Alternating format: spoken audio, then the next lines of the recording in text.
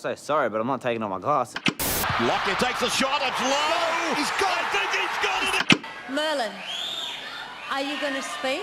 But for me, it was a winner. David. Well, I'm afraid it wasn't for me, Margaret. Thank God you're here. Grandma's been raped.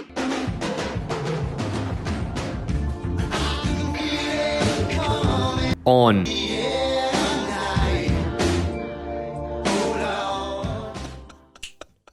Welcome back to On the Air Tonight, the number one podcast that reviews free-to-air content. I'm Jake. I'm Tom. And we are back in the saddle after a big sabbatical. Yeah, it feels like we've been gone for a while. It has. We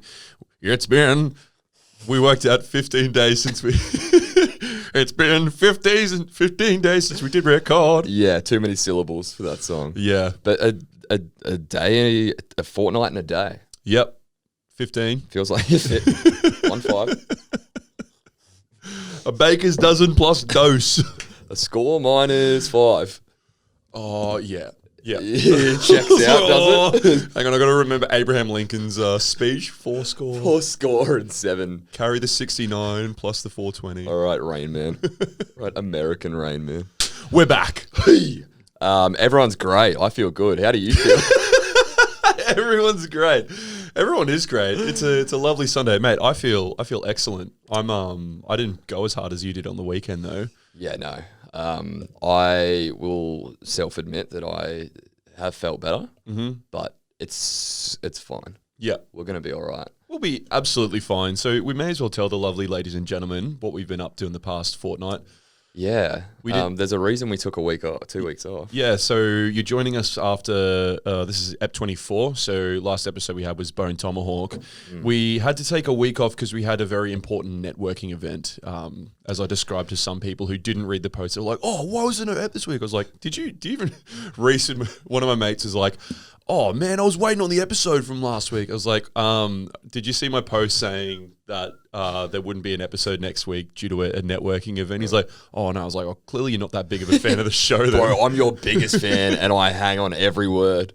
What happened? I told you what happened. There's a post, man. Oh, am I meant to listen to you? Oh, I just get excited when I see the notification. I didn't know podcasts meant to be listened to. So yeah, Jungle Love. Yeah, so we went to Boy, did we network. Yes, we did. We went to the lovely Jungle Love Festival over, this will be going back, not last weekend, the weekend before when you're hearing this, over the 14th and 15th and 16th of May. Yeah. It was out at Imbil, the Barumba Park Deer Park? Barumba Deer Park. Imbil Deer Park, right? It was Barumba Deer Park. Okay, sorry. In Imbil. Okay. Yeah. But yeah, no. Fun time. Fun time. You okay? Still feeling it? But yeah, we took a few days off, went out to Sunshine Coast Hinterland and had a lovely festival. It was beautiful during the day, nice warm 25 degrees. Couldn't have asked for better weather. It's not often. People usually are hyperbolic when they're saying, "Oh, there's not a cloud in the sky," but it's like you couldn't pay me to find a cloud right now. No, and it was not a drop of mud on the ground. No. It was so dry. Like, not so dry. That sounds like it's too dry. The ground wasn't dusty like we were come Monday. No, it wasn't like our heads. But it was just no mud, like cold in the shade, warm in the sun, just nice. You know exactly what we're talking about. Yeah. The Brisbane cusp just before winter when it's perfect weather. It's like, I love walking in the sun, and then you get near a building and you walk and you're just like, yeah, don't go into the city. don't chase the shadows. A winter summer day. So no, it was perfect. Yeah, freezing cold at night. Yeah, freezing cold at night. But that's why you just head into the Derelict's playground. What was it? The Renegade Playground. Renegade Playground. The place is truly like the Wild West. Like, as in, not the Renegade Playground. Jungle Love. Jungle Love in general is just like, yes, there's music and there's arts. And if you're not familiar, it's run by a bunch of fucking hippies who just like put up a couple of tents and like, yeah, let's see how this festival thing's done. Yeah, 1,500 attendees. It's a BYO festival. So yeah, that's literally like, oh, it's not like a Splendor or something where you have to buy all your alcohol. Yeah. Literally roll in with as much grog as you want. Yeah. And just do whatever the fuck you want. yeah, they had dating shows. They had things called like LSD yoga at 6 a.m. in the morning. Laughter yoga. Laughter yoga. A lot of yoga oriented stuff. Let's do this thing, but yoga. All right, who's that demographic? Oh, yeah, yogis, hippies. All right. I think yoga will be a hit.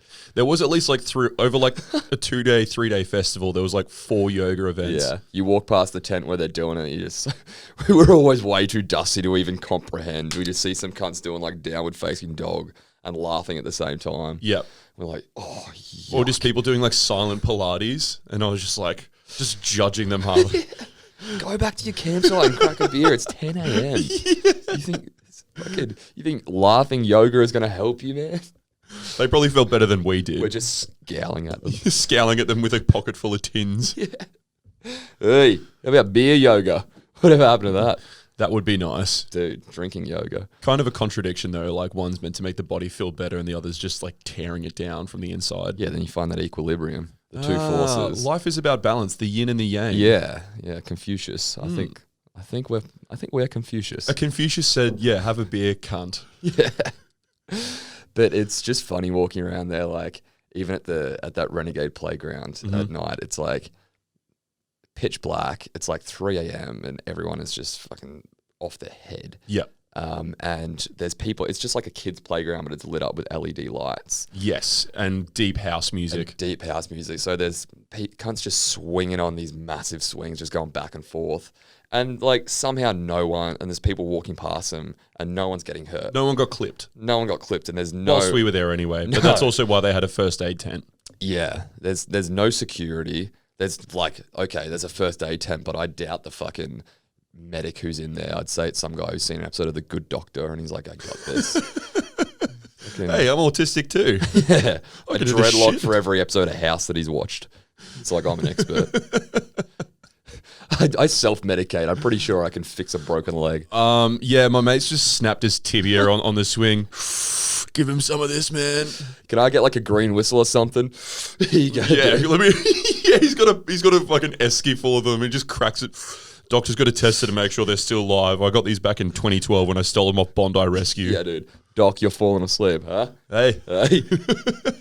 When's hiatus on? But you're right. It's just chaos is probably not the right word, but there's just...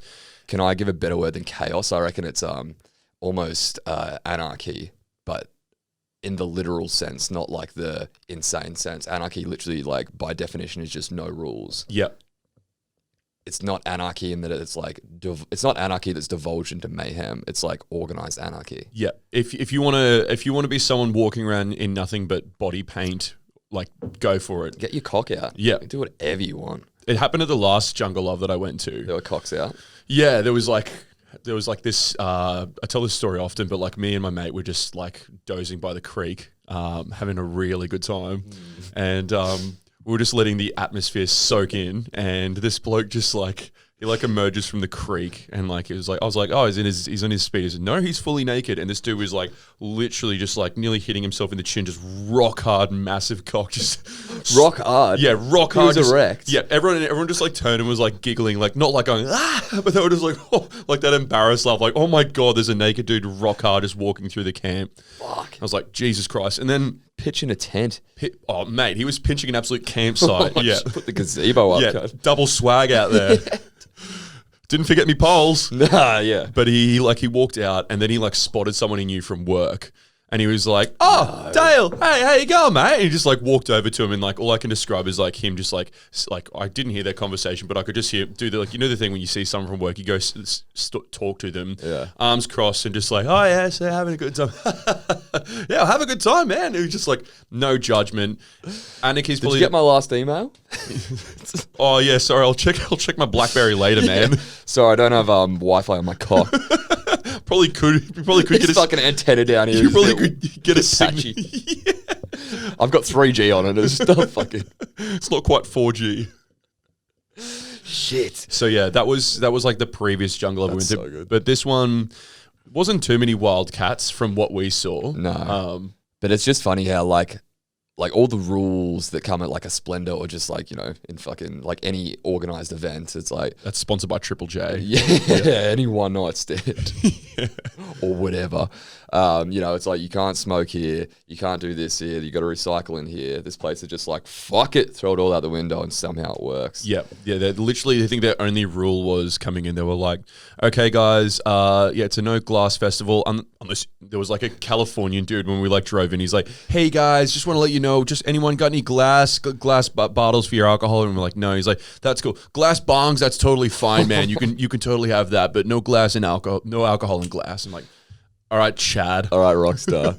And then like the next car that was behind you, I think one of your mates came in later and they were like, did you get the glass bong joke from that guy? Yeah. Everyone's like, yep. yep. And then the only other question they were like, just to like make sure they tick the box of like, it's COVID safe. It's like, anyone here sick? Anyone got symptoms? We're all like, nah, we're sweet. And then like we got in, our mate Geordie like fucking rocks in, and he's like sniffling and stuff. And Dude, he drove my car up in literally like the center console. It's just full of like throat lozenges and shit, like I'm sick paraphernalia. I thought you were about to say like used tissues. I was like, oh, what a gremlin. But Dude, yeah, I was like, hey man, can you not smoke in my car because like it's new and I'm like, just don't smoke in it. And then he rocks up and there's just like a half fucking smoked cigarette in the door handle. I'm like, you piece of shit. yeah, absolutely. Fucking menace. He's like, hey man, I drove your car up. This is my payment. Yeah, But yeah, I'm going to tax you one car, Siggy. just take it. You can deal with the interior cleaning later on. And I wound the windows up because you don't have an ashtray. I put that in the air. Yeah, I wanted to hotbox it, make the most of it. I can only afford the one dart for a 2-hour trip. Yeah. But then he rocked up and he was like, I was like, oh, hey, man. He's like, hey, I'm not feeling too well. I'm a bit sick. I was like, oh, did you just lie to the guy on the way and just like, the guy's literally asking him, so, hey, man, you're going to feel any symptoms or? Throws up in his face. Yeah. I'm sweet. Cool, man. That's just like one of the you got car sickness, right? You'll be fine once you get a bit of stability. Yeah, man, it's car sickness. Just sneezes on him after vomiting on him. This is just the most forgiving security guard. Ignore that.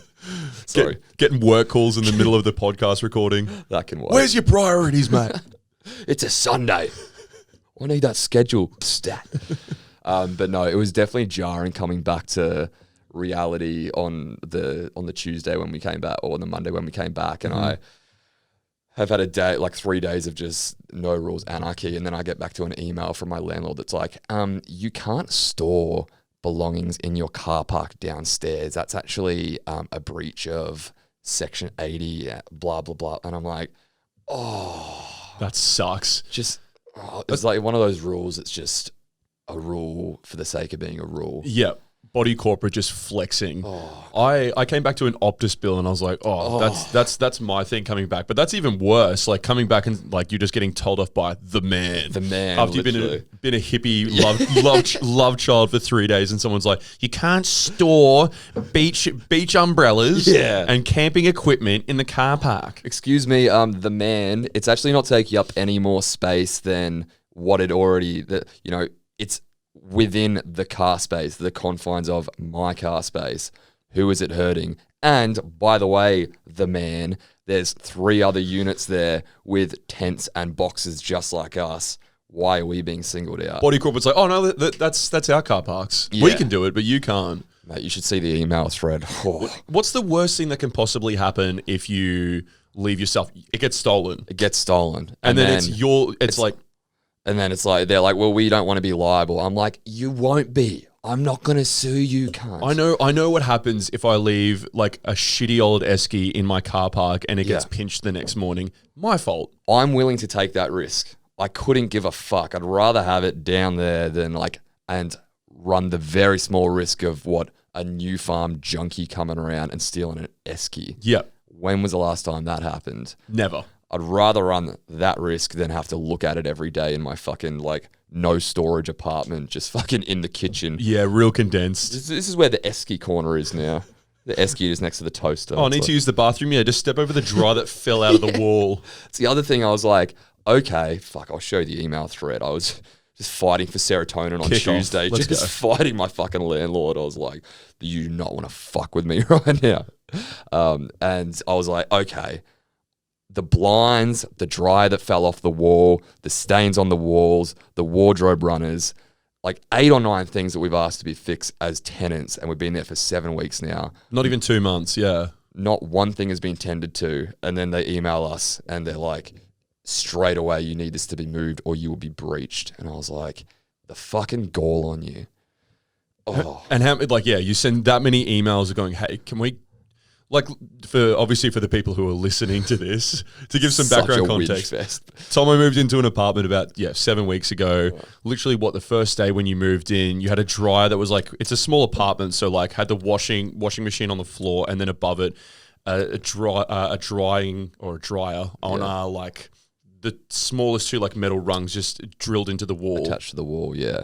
probably super glued in. Yeah. Because it fell out straight away when you moved in. I did 1 load of towels. I probably did overload it, but we won't tell the landlord that.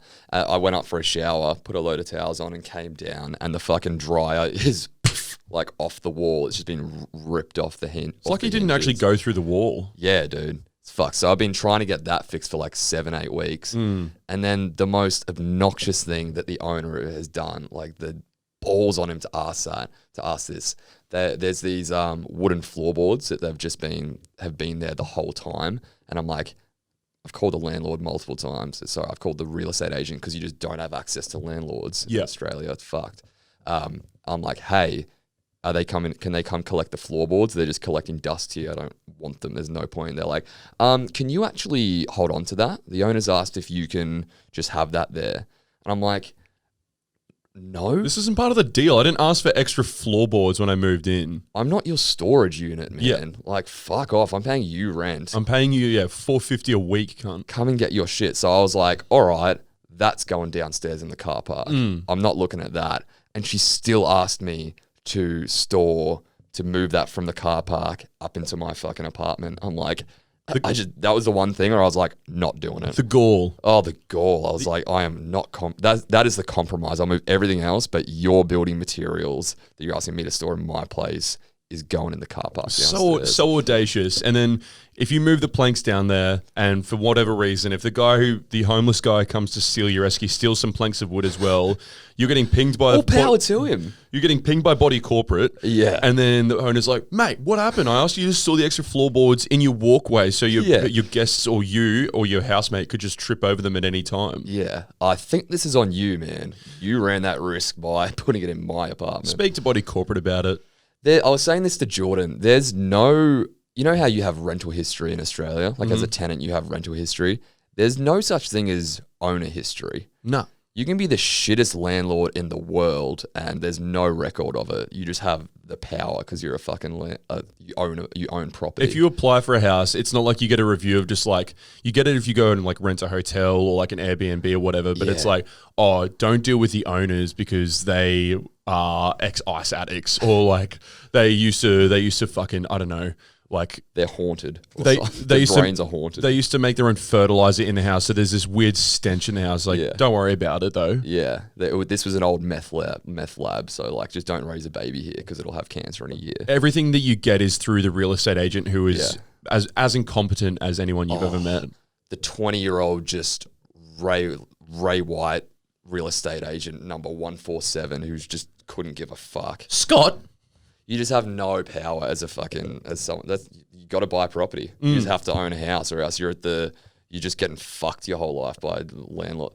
7 weeks, I'm like, can we get anything done? And they're just like, yeah, we'll get to it. It's like, all right, I'm champ. powerless. I have no ability to do anything in this situation. Quite literally between a rock and a hard place. Yeah, between a fucking esky and some blinds. It's fucking pissing solids out here in the wind, mate. Which is why we're so glad to be back in the studio after a lovely weekend. I'm just going to park up here, dude. I'll live here. Fucking yeah, just like set up swags inside the studio. Pay the Trademark boys rent. I'd fucking rather give it to them than my owner. Absolutely. But we are very good to be back. We are back in the Trademark studios. This week we watched 20 minutes of Geordie Shore.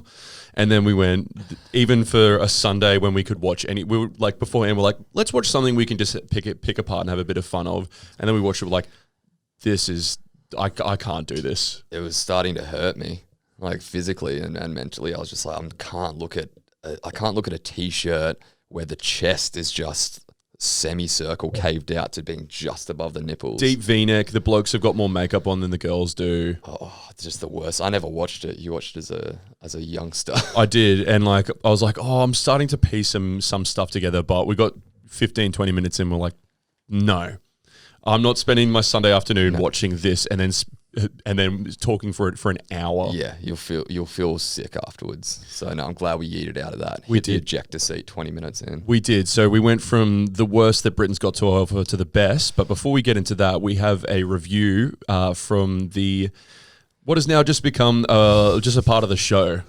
The one and only... Basically the third co-host of the show at this point. Yeah. He gives more content in his 100 words than we do in an hour of talking absolute gobbledygook. It's part Australian, part Chinese. Once again.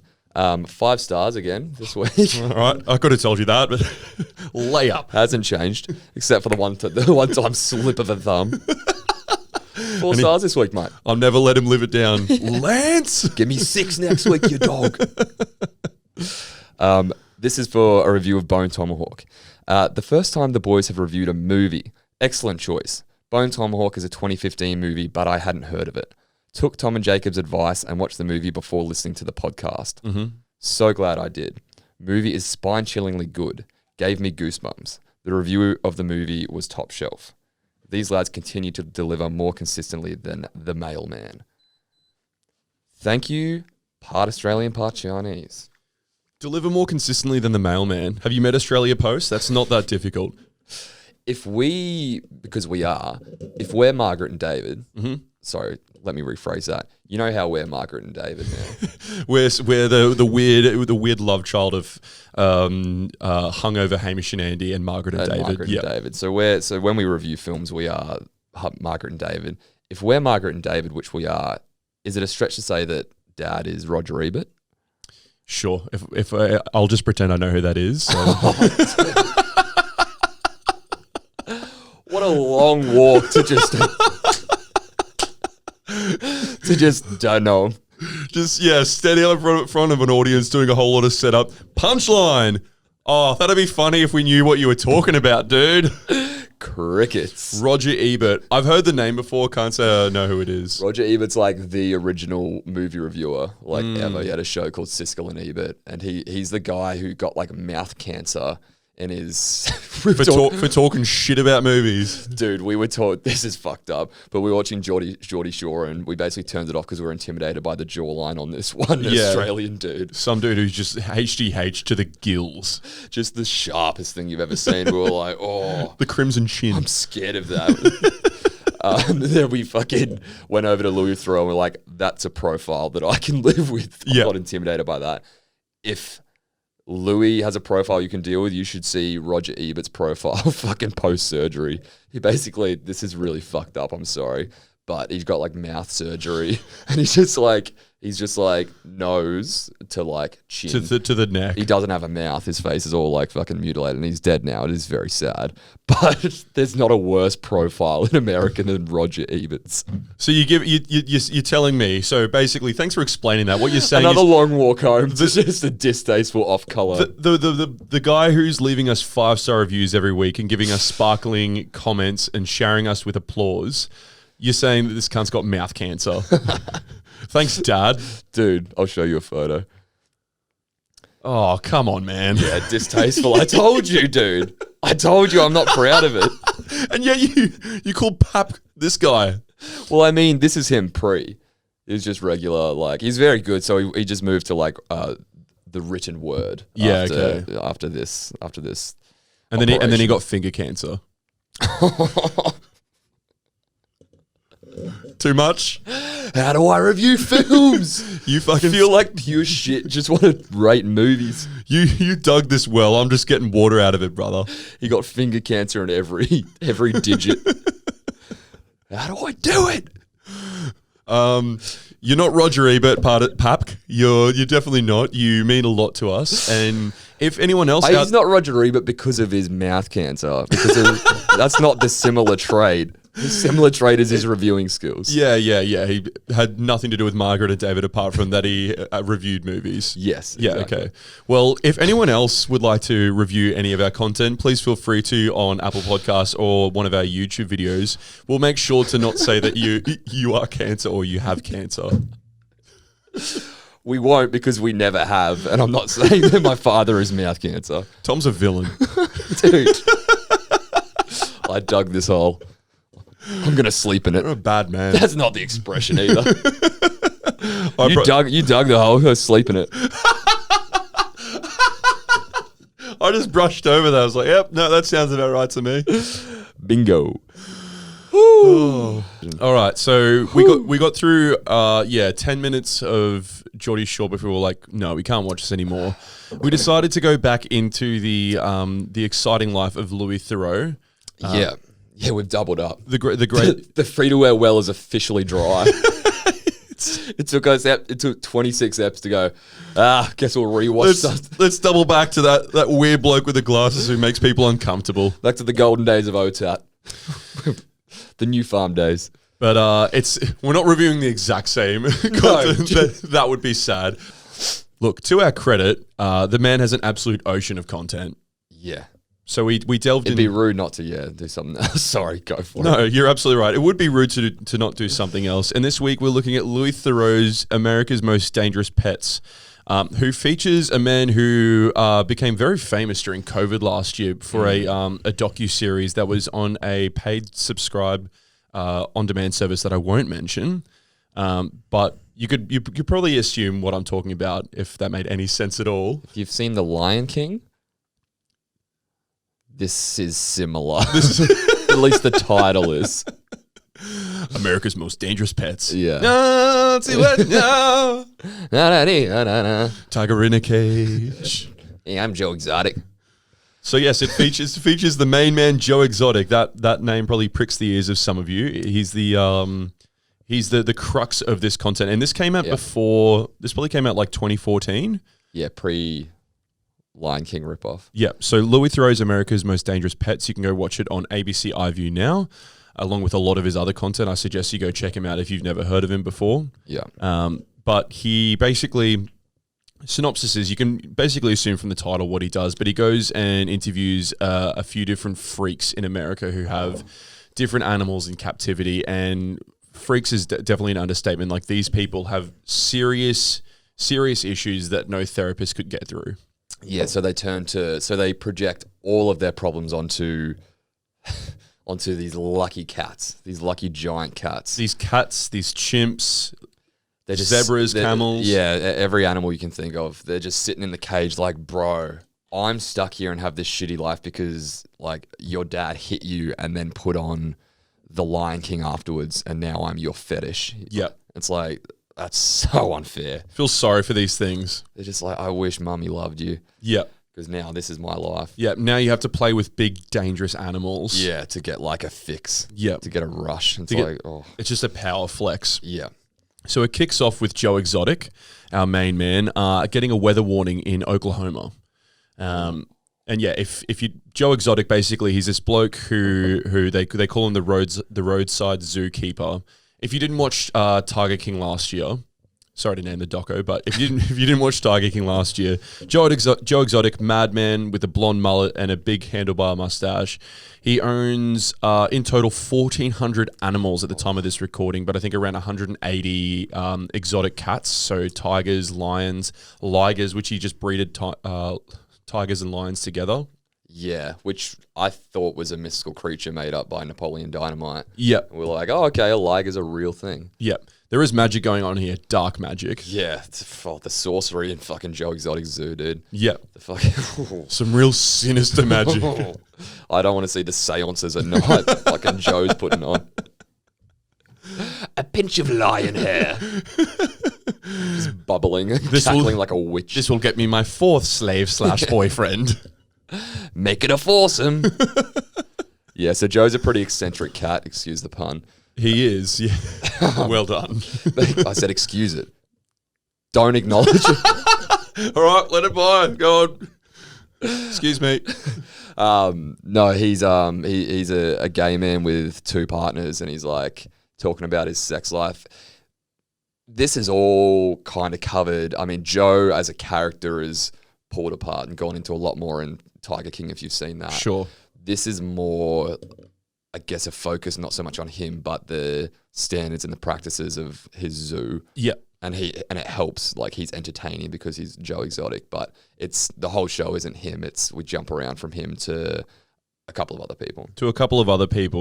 Joe is a former cop / pet store owner / magician. And he's basically, it opens up with him preparing for this, for tornadoes that are going to hit Oklahoma. And they've got to try and get all the already the captive cats into more captivity, so they don't get like ripped out by the tornado and flinged around town biting people up. Yeah, he's like, Louis like, what's the worst case scenario with this tornado? He's like, it would be a disaster. And he's like, you mean there would be just lions walking around town? And he's like, yeah. Yeah. And then I'd be liable. It would kill someone. And I lose control over all the slave pets that I've got. Yeah, my pretties get out and do what they are designed to do. Wouldn't that be a nightmare? What a dystopian future. I'd watch that movie. Lions being lions. But the funny thing is, I'm only just realizing it now, but reading through my notes, it opens with them preparing for a storm, and then midway, like them preparing for a storm, Joe just goes through the classifieds and finds a dude who's got like 15 to 20 tigers and just goes and like takes them off him. He's like, and they're like, could you not just sell these like to someone else? It's like, these fucking, each tiger would barely get $100 on the market. They have no value. There's so many. There's none in the wild, but there's so many lions and tigers in captivity. That absolutely baffles me. Hey, it's like they're an endangered. I wonder if it's still considered an endangered species if there's like thousands of them in captivity. Like, does the endangered count just wild ones? Is it the same species is the question? Yeah, it's probably some fucking hybrid crossbreed at this point. Domesticated tiger. One of the other dudes that we'll mention later on, I think I got his name down, Tim. He's like, when I get any sort of fucking tiger in, I don't care if it's a Siberian, a Bengal, or white tiger. When they get in here, it's a fucking house tiger. Yeah, it's a Tim tiger. It's like, I have no respect for its heritage, where it comes from, what it should be like. It's mine. It's my tigger. As far as it knows, it's my tigger. Hey, what's that hard tea? Oh yeah, I made sure to enunciate it. Could get into some real hot water there. Real strong. An extra pot filter. I'm making a Winnie the Pooh reference. I swear. Leave me alone. You don't have to bring rice into everything. Shit. But Joe basically, like, Louis goes down this path of and if you've watched Louis before, you'll know what I'm talking about, where he starts just interrogating them, almost just using his Jedi mind tricks of just like, so tell me more about why you do this. And he's asking Joe, like, they come across this baby cub that's in a cage with a baby bear, and he's like, why are you doing this? He's like, because it's cute. and Louis like, do you not think in the wild these things would possibly fight if they ever came across each other? This is probably not a natural thing to do. And he's like, well, look, I use it as an educational tool, so when people come along, they can see that, you know, even if you got a tiger and a bear together, we should all just get along.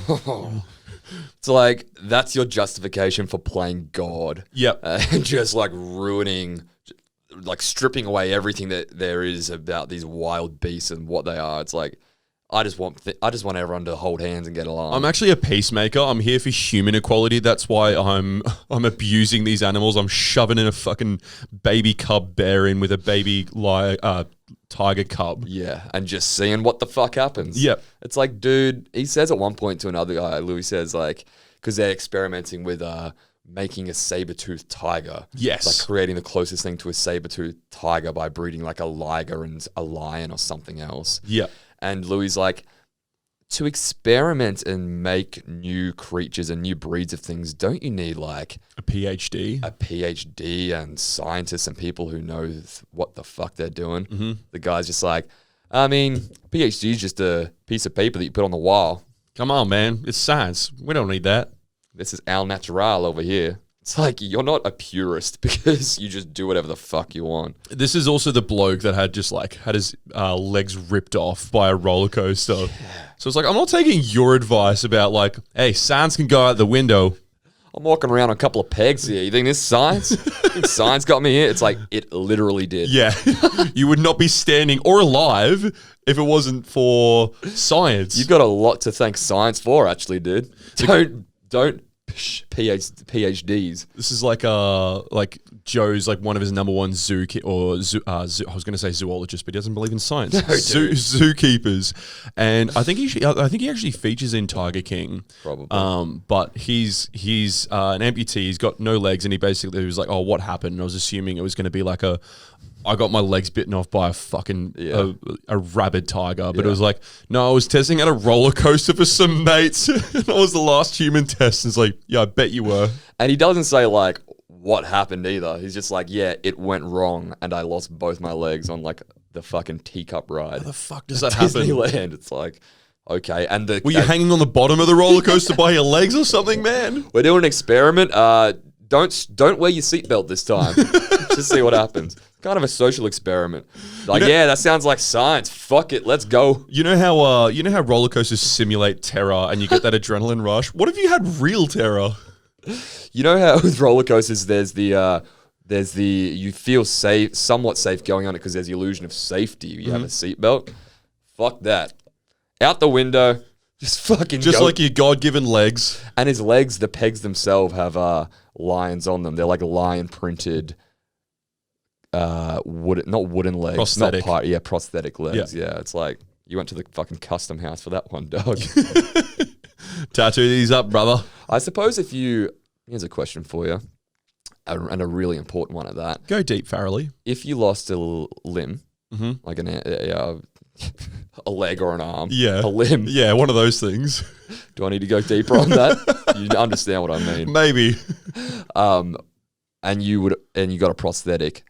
Would you just go like the classic black or grey prosthetic, or would you do what this guy did and get like a custom design? Or would Two-part question, and if you went a custom design, what would it be? I don't know. I suppose like it's something I've never really. That's a very interesting question that I've never had to ponder, and I hope I never have to ponder. Well, you have to now. I don't know. I'd probably. If I physically lost a piece of myself, I'd psychologically probably lose a piece of myself as well. And I'd just go full villain mode and go like Captain Hook, just like hook out or like. Yeah, dude. I'd get weird with it, I think. I like that answer. I'd go a feather sword. You got Captain Feather Sword. I'd just have a feather sword. Feather arm. Yeah. Feather arm Farrelly is what they'd call me. So no different to your current arms. Arm wrestle me. The arm wrestle is coming, ladies and gentlemen. Tom still thinks he can beat me in an arm wrestle, and it's just... Thinks. Please. Very wishful thinking. Wait till I get my feather upgrade and you'll be fucking... I'll be there you'll be getting tickled the whole time. I'll be there wiping away tears with my hook. Dude, Hooker versus Feather Sword fucking arm wrestle. Oh, no one wins because neither of them are using their operating arm. We have an arm wrestle where we both still got an operating arm, but we instead choose to use a feather and a hook. It's just the feather pushing into the hook. There's just nothing is working. There's no force pushback. It's just you laughing because your fucking hook is tickling from my feather. Oh, hook or no hook, I'll fuck you up. All right, Captain Hook. What a weird tangent. What would you get to replace your lost arm? Probably a gun. Put in my mouth. Because my life's over. I can't wank anymore.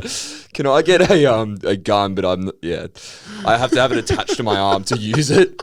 So you could just get a regular gun, bro. You don't have to attach it to your fucking RoboCop. You're a fucking stump. You're a limping conundrum, mate. All right, so that's your arm. What would you get for your leg? All right, so let's double down on that. This has still got some juice in it. Yeah, let's go. I'm thinking a giant spring. Fucking shit, late to work. Just a boing. Yeah, I'd have like the Pixar lamp. that kind Yeah. of like boings around. Yeah, I'd want to like have that kind of energy about Hell me. yeah. Yeah. Just jumping on eyes. Big fat slinky. Yeah, jumping on vowels all day. Just fucking crushing the letter Crushing I. X. Oh, it's an not a I vowel. actually he crushes, isn't it? Yeah, he crushes it's not the I. PR, it's Pixar. PXR. Wait, PIIAR. PR. All right.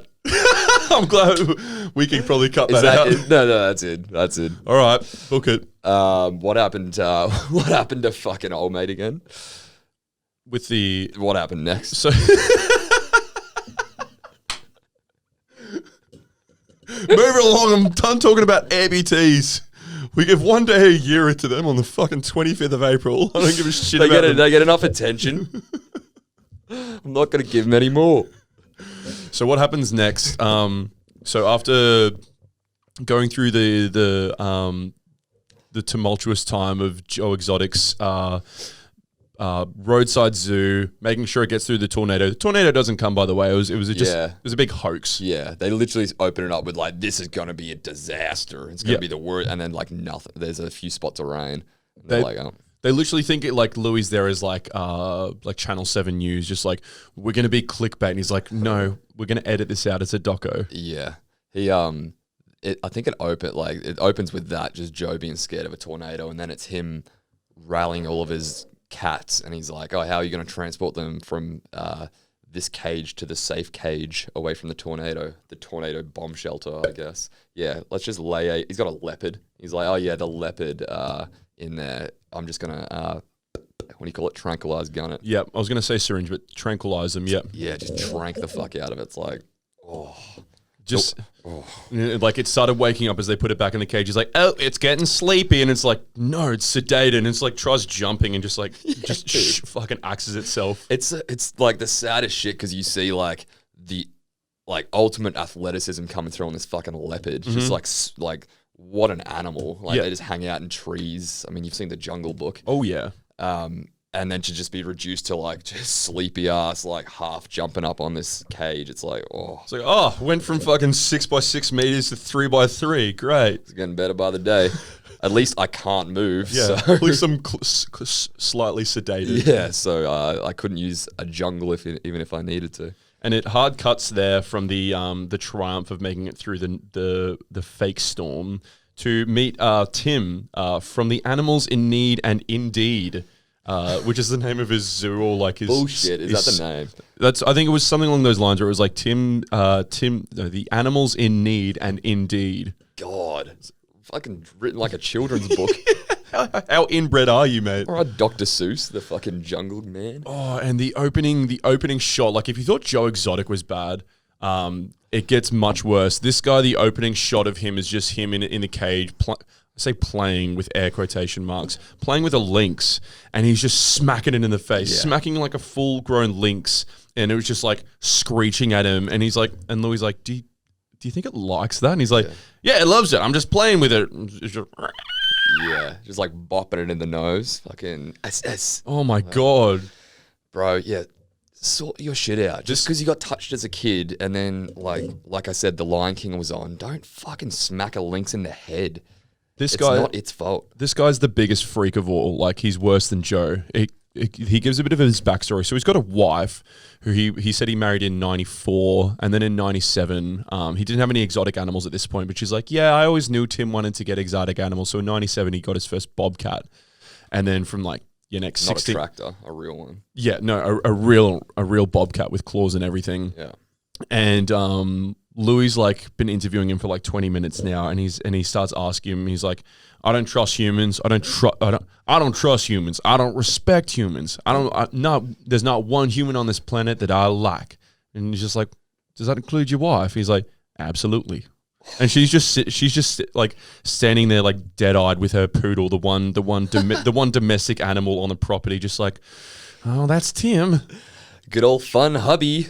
Just like, yeah, dude. It's like, who hurt you to harbor such intense trust issues? Yeah. He's like, I don't trust people. That's why I surround myself with cats. It's like, with things that could kill me at any time. oh, it's like, bro, just fucking go to a bit of therapy.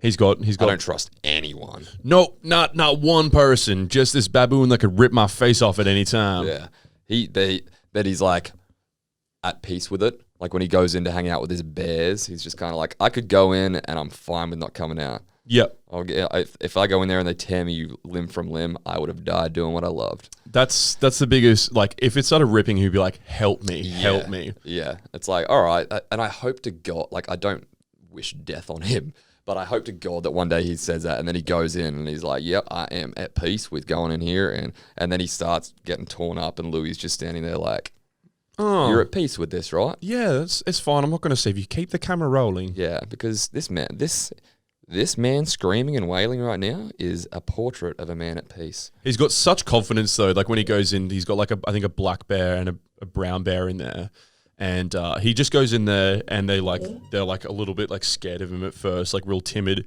And Louis like, "Oh, so how are you so confident to be in there?" He's like, "Oh, I discipline them." He's like, "Oh, how do you discipline them?" He's like, "Oh, usually mostly verbally." And he's like, "See, look," and he's like goes and he's like, "Go on, get," and like the bear's like, "Whoa," and like just fucking like yeets it away. I was like, that is signs of cattle prodding for sure. Yeah, I think you've just Pavlov dogged this bear to be like, hey, every time I say go and get, I just fucking shank you in the eye. Yeah, pretty much. Until I just take away the shank, and it's like, oh, you're still terrified of go and get. The bear turns around, it's still got like a saber hanging at the back of its shoulder. Just yeah, dude.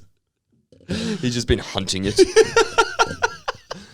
Just want to see how resilient this black bear is. Man versus wild in a cage. Yeah, dude. I think this is a fair fight. I'm outside the fence. He can't get to me. I'm throwing spears at it. Just Legolas arching it through the gate. Oh my god! And like his logic is like much worse. So Joe Exotic's whole thing is like, yeah, no, I want to save these animals because when they go extinct, at least I'll have some in captivity so I can keep it going. This guy says, oh, what does he say? So yeah, his whole thing is like, Louis the whole time is obviously playing devil's advocate. And he's like, do you think it's a little bit sad you keep these things in captivity? Do you not think that the animals want to be in the wild? And he's like, animals don't want to be in the wild. Whenever you see, whenever you hear about bears or whatever living near civilization, what's the one place they go? To the humans. They want food. You give them food, you spoil them. Yep. You know, if you gave me the choice of living in the wild and having all my food and everything brought to me, I'd take that. And he's like, but by doing that, you're taking away the choice these animals have. He's like, animals don't want to be in the wild, man. Yeah. He's like, Louis, like, don't you think that there's some purpose that hunting and like migrating and looking after your family, all the shit that bears do? Don't you think that gives them some identity and a sense of joy? And you're taking that away. He's like, I know these bears. Bears don't feel joy. They can't smile. Look at mine. They're fucking miserable. These bears are living proof that a bear just can't have fun. This is the happiest day they've had because they know a documentarian's come to save them. Yeah. Not. They know there's a camera here, so they're not going to get a fucking spear in the back, in the hind. Oh, thank God. There's other people here to watch what this guy does to me. What? Why are you being so nice to us right now? Tim, why are there scars and just blood trickling from the hind of each bear? They just... It's bleeding time. Is that bear crying right now? Just fucking Pooh Bear crying into his honey pot. Oh, bother. Oh, bother. I've been stabbed again. Christopher Robin. It kind of goes on from there. It jumps back and forth. Joe's obviously the crux of the show. And it goes back to him when he's like training. He's like inviting people into his property to and bring their exotic pets. So people who already own exotic pets and teaching them how to train them or clean their cages when they're in captivity or feed them or basically domesticate them even further. Yeah, and that's when you really the people who you see come in and do that, and then the people that you see at the lion circus as well, like just the everyday Americans that you see are like fools. Oh. Is this... These are the ones who had the... what are they called? The Poochins. Those three fucking women who had the Poochins. Yeah, so if you know what Poochins is, they're basically like lemurs. Like if you've seen Madagascar, they're like the little cute, little playful... Sacha Baron Cohens. Yeah, things that would probably stand about 10 inches tall, like very small little like monkeys and Something you could always envisage like having as a pet that's just on your shoulder. So these fucking cursed Karens. American Karens, just I can't stand, like, dumb Americans are a special breed for, like, I can't. Yeah. Anyway, I'm not going to go off on them, but there's these fucking American women come by and they've got poochins on their shoulders and they've put earrings in them. They pierce the ears of these monkeys. And they're just like, hey, yeah. And Louis like, do you really think that's what it's into? And they're just like, yeah, they love it. Yeah. It's like, What is she? She says, oh, well, she could take him out anytime she wants to. She could take him out if she wants to. yeah. It's like, yeah, does she have the dexterity to take out a fucking earring? She's got thumbs, but she doesn't know how fucking earrings work, you dumb bitch. You brain dead. That's just fucking morons.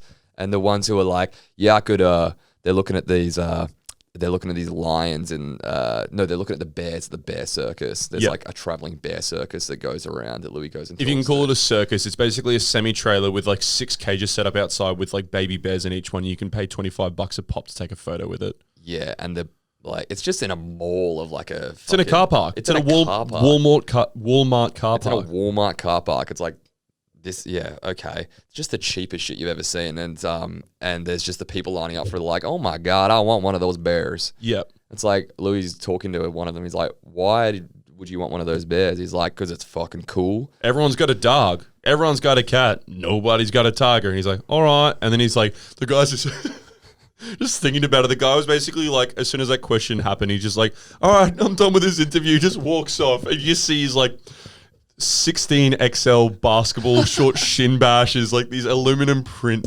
basketball shorts. Like, you're just like this. I shouldn't judge people by how they look or what they dress, but you suck. You suck. Yeah. I've heard what you've said and you've complimented it by what you've worn. You've definitely done some borderline illegal activity when you were in a fraternity at college. Just the worst. The worst breed of people who are just like, yeah.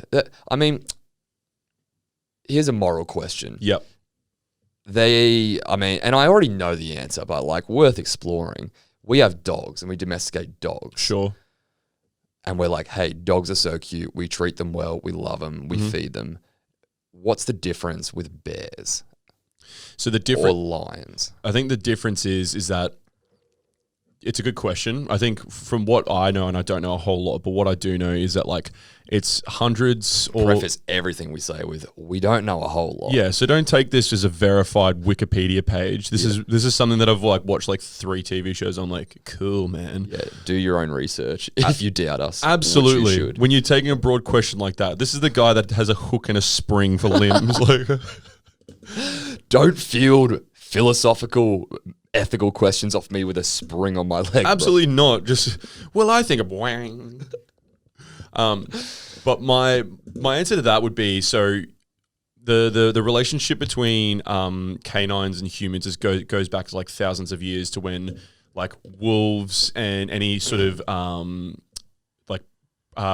predecessing like evolution of the dog were wolves, and they were trying to hunt, and they came across what's the word? Like not properties, fuck.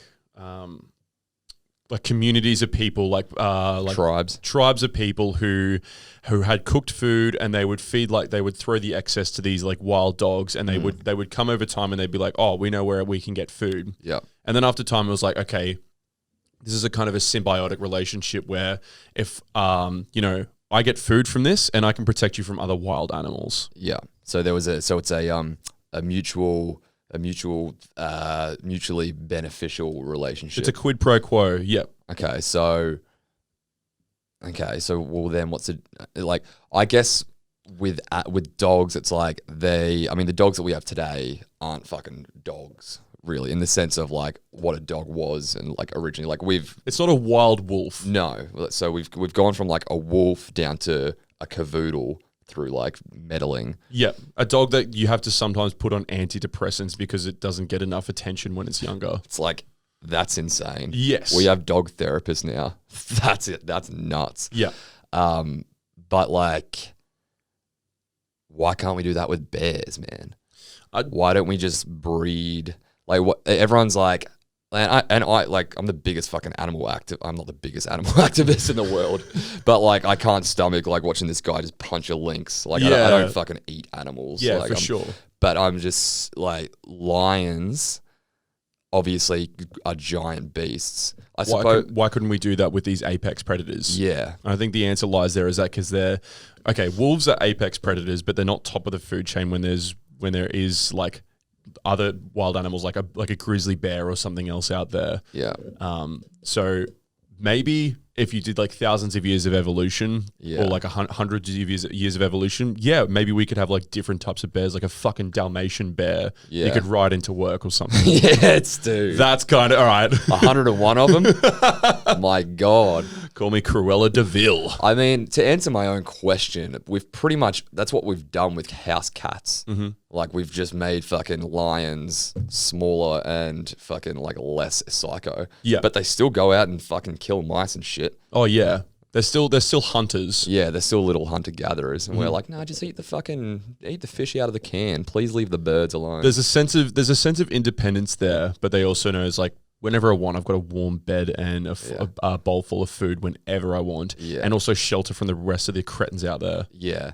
And that also raises the question we were talking before about Tangalooma. Like, just an example of when to this guy's point before, Tim was saying if you feed, like if animals are in the wild, they always take the easiest route and they go to the humans if humans are going to give them food.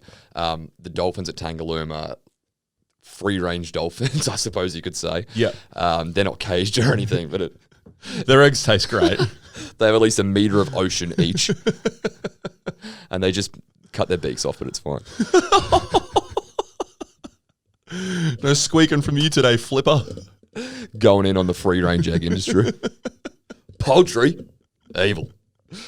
But they get fed every day at the same time, and it's a tourist thing. Like, the dolphins are coming in. It's like, is that cruel because you're taking the hunt? Like, you're in a sense domesticating a dolphin because it doesn't have to go out and find food now. You're kind of like breaking a dolphin or just like corrupting the fucking dolphin DNA of the clowns of the ocean. Yeah, I think it and not to go too deep on it, but humans, like, we have just completely... Welcome to philosophy with on the air tonight.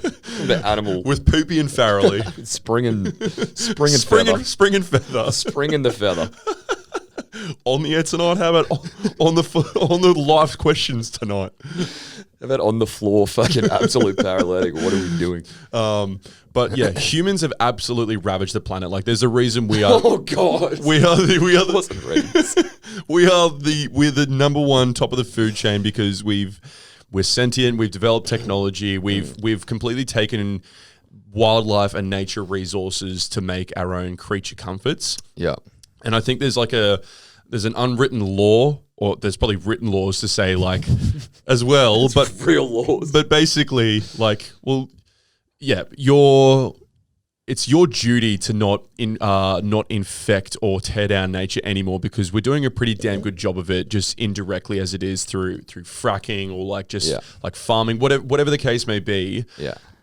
There's a lot of things that we do already. If you're going out there and just fucking feeding the dolphins or like whatever the example is. Fucking with their ecosystem. You're fucking with the ecosystem, 100%. Yeah, you're fucking with the ecosystem. It's like, that's always the when they defend against animal rights people, like Joe Exotic's like, oh, Peter on my fucking case. Yeah.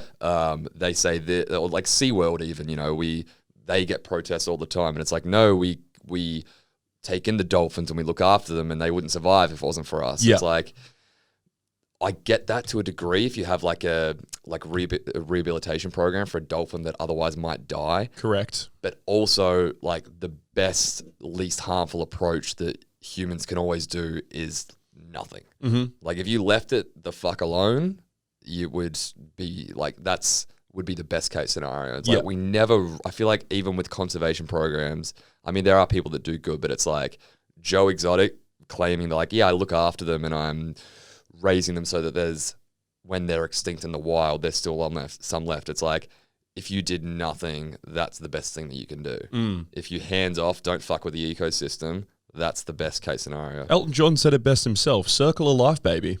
It's a circle of life. Yeah, let the fucking lion eat the zebra. Yeah, like we all get sad and feel for the gazelle when he gets fucked up by a jaguar or by a cheetah out in the savannah. But it's also like, that's nature, bro. Nature, like, that's part of it. Like You may not like it. your self-indulgence to be like, oh, but the dolphin's so cute, or like the whatever it is, I want to feed it, it's cute, I want to take care of it, I want it to be my pet. It's such a like feeding the ego of like, it's I the want arrogance this. of humans. It's cute, I want it. Yeah. It's mine. Yeah, it's the fucking, I can't say the R word. It's the fucking morons in the Walmart car park going, that bear is cute, I want it. Yeah. It's like, just let the bear be the bear. Watch a fucking Attenborough documentary from afar. Ricky Gervais has a really good bit about like Attenborough out on a safari shoot, and he's like, whenever a gazelle is eating a lion, and they're like, should we like Ricky gets upset and he's like, save the fucking gazelle, and the argument is always like, no, it's nature. Like, the lion hunts the gazelle, and then it's nature. He's like, all right, if fucking David Attenborough was on there getting mauled, is that fucking nature? Pretty sure you jump in for Sir David. And fucking, is it still the circle of life? Yeah, if he's mauling a 95-year-old zoologist, Hands off, circle of life. Can't disrupt the flow of nature. we'll find another one of them. There's another David Attenborough under a rock somewhere. You know his brother's like an accountant. Yeah. And were we talking about this on the pod? I think so. Yeah. What's his? No, we're talking about it on the way home from a pod one night. So is it John Attenborough? It was the bloke from Jurassic Park. That's right. Yeah. Yeah, we figured that out. Yeah. Yeah, so one's an actor. So John Attenborough is an actor, the white-haired man from Jurassic Park. Aren't they wonderful? Crossover. They speak about Jurassic Park in this one, because when they're talking in this content we're talking about They right do. now. Yep. What? Clutching at straws to transition back into the actual show we're talking about. But when they're talking about breeding this psycho saber-toothed tiger, Louis like, you seen Jurassic Park? He's like, yeah. And he's like, this feels a bit like that, where you're just, your scientists weren't concerned with how, but more concerned with should. Yeah, absolutely. It's like, is this Other way saber-toothed around. tiger? Fuck. Almost got there. They're like, is this saber-toothed tiger just going to like jump the fence and fucking maul everyone? He's like, it's a possibility. He's like, doesn't that seem dangerous? Yeah, but it's dangerous already. Yeah. Look at me. I got no legs, and they're both from a roller coaster. Yeah. Don't ask me. I ain't got no PhD. I don't want a piece of paper on my wall, man. So we've got Joe Exotic, we've got Tim with the Animals in Need and Indeed, and then to cap it all off, you've got this psycho Jill, the chimp mom. Yeah, chimp mom, who just has like how many chimps? I think, is it close to 100, or am I way overshooting? No, I think it was like 50, but it was like a lot of chimps. She just lives with like 50 chimps in her place. And if you've seen Planet of the Apes, the like recent James Franco one, where they break out of that zoo, it's kind of that sort of, those sorts of cages that they're in. They're in these big wire cages where the monkeys are just Rattling on it. rattling, and it's a big shed that they're all in, and there's about 30 monkeys in there, all going fucking nuts, Bananas. and it's the most like, I couldn't even stand in there. Louis is just like, he's like, they're not really happy that I'm here, are they? And they're spitting at him. Yep. And they're just shaking on the cage, like, let me the fuck out. I want to rip your face off right now, mate. It's like, how much animal behavior do you have to just choose to ignore to be like, yeah, they're happy. Yeah. That looks like a happy animal. Absolutely, yeah. It's like, you fucking, not saying the R word. you moron. You absolute simpleton fools. But yeah, it's basically just very Planet of the Apes, and I'm like waiting for these guys to break out and just take over the earth. Well, she makes her MO known very early on when he's like, is there a demand for chimps out there? And she's like, oh, absolutely. A baby chimp went for the highest $40,000 about a couple of years ago. Like, okay. Yeah. In it for the Skrilla. Sitting on a gold mine. Yeah, absolutely. Yeah. And then Louis Theroux, as he does, he asks the difficult questions of like, yeah, so don't you think this is against nature and stuff? And he's like, do you think they seem really angry and upset? And then she's like, it's different when you live with them. You don't know what it's like. No, Louis goes to her, do you think they love you? And They love me. yeah, they love me. Do you think they don't? Yeah, do you think they don't? She's staunch as, and he's like, I think you don't know if they love you. I think, what does he say? He's like, I think it's very hard to read what a chimpanzee is thinking. Yep. None of us really know. And she's like, when you live with them, you know. Is there a reason you don't go in the cage of the fully adult male one because you don't trust that it's going to fucking rip you limb from limb? Yeah. She's like, oh, he gets a bit hungry. He gets peckish when It doesn't I'm like around. 4 eyes, all right? Leave me alone. Yeah. So yes, that chick fucking sucked. Yeah. It's another one of these dumb American idiots. It's basically the same issue with Joe Exotic, with Tim, with Jill. These people that like they've found some weird obsession with taking these exotic animals, which at the end of the day, fucking awesome animals. We all, fantastic. When we're children, we all would love the idea of having like a pet tiger or whatever the case may be. But it's like it's nature. Yeah. Stay away from it, okay? And that's when you're a child. Yeah. It's like, grow the fuck out of it. You don't own a tiger, bro, unless you're like Mike Tyson and when you're heavyweight champ, you don't have to grow up. No, because you could kill anyone. You're a wild animal yourself. Yeah. Drop fucking 4 tabs when you're an 8-year-old and saw yourself becoming champion of the world. 4 tabs of acid. When he was like, there's a story about Mike Tyson. I can't remember the exact details, but it's like he got into like, he got given like before he turned 10. So it was either when he was like 6, 7, 8 or something like that. He got like a shitload of acid like given to him. And like, he's like, I saw myself becoming the fucking champion of the world. Yeah. Like he's like, I had that premonition when I was coming up. So he just went on to fulfill that destiny. Yeah. So he had that psycho switch flipped in his brain from a very early age. Yeah. I wonder if he still goes on to do it without that acid trip. Probably not. No. No, But sir. he could probably pronounce S's properly. That acid hit me, dog. Yo, it's a good fucking acid, dog. I'm tripping off my fucking balls. Holy shit, dude. Mike Tyson tripping on 4 tabs of acid at 10 years old. Yeah, that's enough to give anyone a lisp. I would not want to go to that daycare. Him just KOing fucking 28-year-old like staff, female staff. Come here, Dal. Dal. But you said it before watching the show. You would never see this in Australia, or I mean, it probably does happen in other countries, but it's why Louis Theroux called it America's most dangerous pets. Yeah, because America is the land of the free, the home of the brave. You can, there's opportunity anywhere. Yeah, you can't stop me doing anything. If you take away my lines, that's unconstitutional. Yeah, you're gonna have to take it away with my fucking guns, my lions, my bears. Pry it from my cold dead hands. It's that American mentality. And if I'm not dead but I'm going broke, I'll kill every animal in this park and then myself.